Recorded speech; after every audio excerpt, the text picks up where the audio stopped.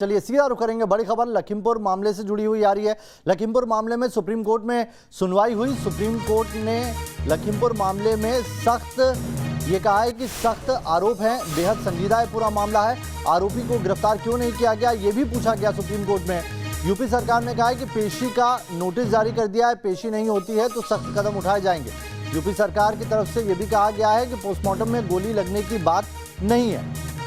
आरोप बेहद संजीदा है, सुप्रीम कोर्ट ने कहा है। और यह भी कहा है कि सरकार इस मामले में खुद जरूरी कदम जो है उसे उठाया जाए। सुप्रीम कोर्ट ने सख्त टिप्पणी करते हुए कहा कि स्टेटस रिपोर्ट से हम संतुष्ट नहीं है, यानी कि जो अभी तक जांच हुई है उससे सुप्रीम कोर्ट संतुष्ट नहीं है। डीजीपी सुनिश्चित करें कि सबूत सुरक्षित रहे, यानी कि सबूत डिस्ट्रॉय ना हो। इस मामले का स्वतः संज्ञान लिया था सुप्रीम कोर्ट ने। लखीमपुर पर अब अगली सुनवाई 20 तारीख को होगी। 20 तारीख को अब सुप्रीम कोर्ट इस मामले में बेंच सुनवाई करेगा। यूपी सरकार को कहा गया है कि इस मामले में सख्त कार्रवाई किए जाए, साथ ही जो जरूरी कदम है वो भी उठाए जाएंगे। सुनिश्चित किया जाए कि जो सबूत है वो डिस्ट्रॉय ना हो। इस पर भी नाराजगी जताई कि अभी तक इस मामले में मुख्य आरोपी की गिरफ्तारी क्यों नहीं हुई है। अरविंद सिंह जुड़ गए सुप्रीम कोर्ट से हमारे साथ। अरविंद, सुप्रीम कोर्ट की जो टिप्पणी है बेहद कड़ी टिप्पणी है। कहा है कि हम संतुष्ट नहीं है अभी तक जो भी स्टेटस रिपोर्ट दाखिल गई है उससे।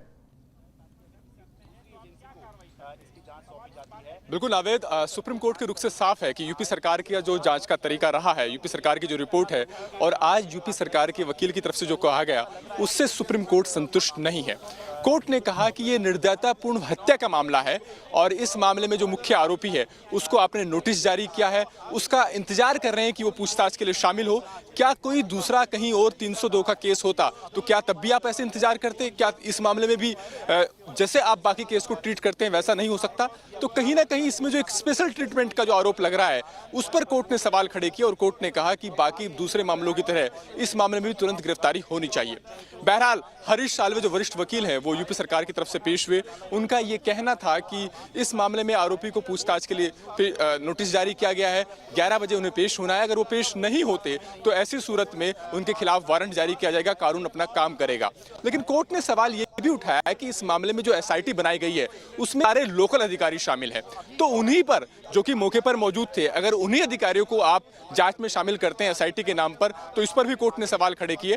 बहरहाल कोर्ट ने यह भी कहा कि जो डीजीपी हैं राज्य के वो सुनिश्चित करें कि इस मामले में जो अहम सबूत हैं वो खत्म ना हो पाए, क्योंकि अगर किसी दूसरी एजेंसी को जांच दी जाती है तो तब तक सबूत सुरक्षित रहने चाहिए। तो कहीं ना कहीं कोर्ट के इस टिप्पणी से, कोर्ट के रुख से साफ है कि यूपी सरकार की रिपोर्ट से कोर्ट संतुष्ट नहीं है। और कोर्ट ने यह कहा कि जो दशहरे की छुट्टियों के बाद हम इस मामले को सुनेंगे 20 अक्टूबर को, और तब तक यूपी सरकार हाथ पर हाथ धरे बैठे ना रहे, हमें यूपी सरकार संतुष्ट करे।